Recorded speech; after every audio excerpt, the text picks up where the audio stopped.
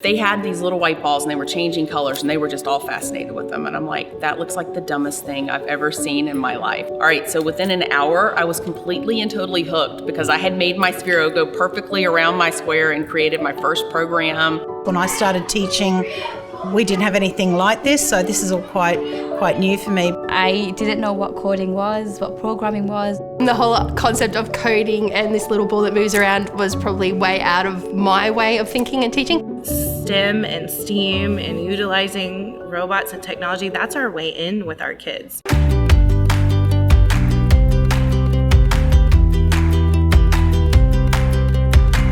I'm in charge of bringing the newest technology I can find to our schools. This program is a huge opportunity for the children to experience a self-learning. For us, technology has been an enhancing tool more than anything, because you've got to teach your children regardless of how you do it. It just gives a different dimension, allows you to do it in a more creative way and build on life skills as well as the academic skills that they need. So we need to try to get the Sphero to Europe, and we're going to see how long it takes. Children need to be able to develop their problem-solving skills, and they need to be able to develop the ability to work together on tasks. When we introduced coding, you kind of saw a big change. You could see that there was kind of different things going on in his head. When I test this, if it doesn't work, how am I supposed to fix it? What am I going to do differently? When you're just learning things in textbook, then it becomes kind of, you have to get the grade, study hard, but when it's practical, then you are involved in it, you enjoy it, it becomes a game. It's so much more than coding. It's so much about collaborating and critical thinking and communication, not giving up, failing, trying again. When they solve that problem and you see them jumping and screaming, like capturing those moments of collaboration and commitment to one another are the moments that we all strive for. The engagement, the vocabulary that the children would churn out as a result of it, all of those speaking and listening skills and the English that could be drawn from what typically would be seen as a computational device, that really meant something to me. The loop is set for 2, and the main LED will change, turning from normal green to a sea from green. I know that how much they very clever and smart, these children. It's amazing because you are open their mind, you are give them the challenge, and it was amazing to see this.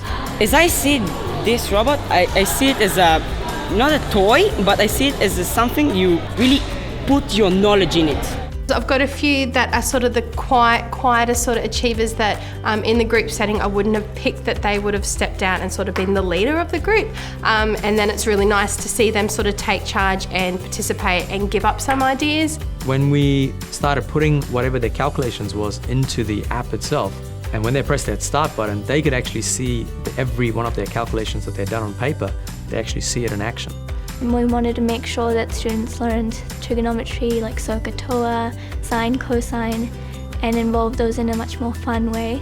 I think the biggest thing that hit me straight away was the engagement level with the kids. So whether they're more advanced or whether they're at a beginner level, they can have a go, and I think that's really important. I like how you challenge your brain, try and get it perfect, going through tracks like this.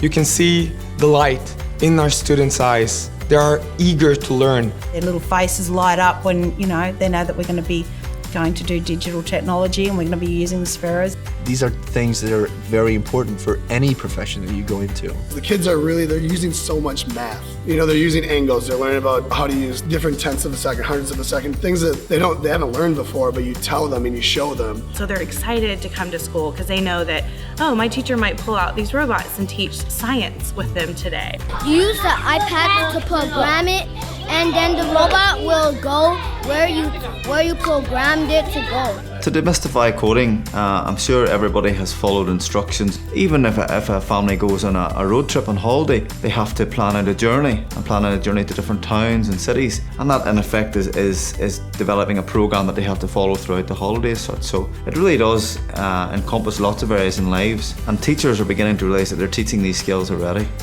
Every day I wake up, I'm like, I'm gonna go have a good time today. I'm gonna go play with something new.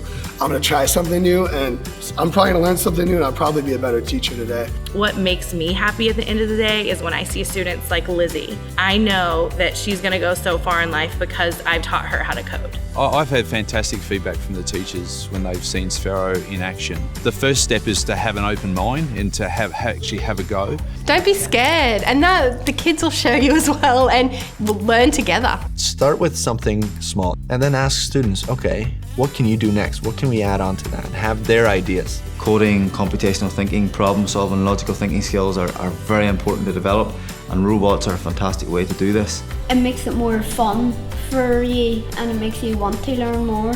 So when they're those active, engaged learners and you bring in that new technology or you bring in that robot or you bring in whatever, it lights that spark, in them, and they really go for it. And that's why we're doing what we're doing.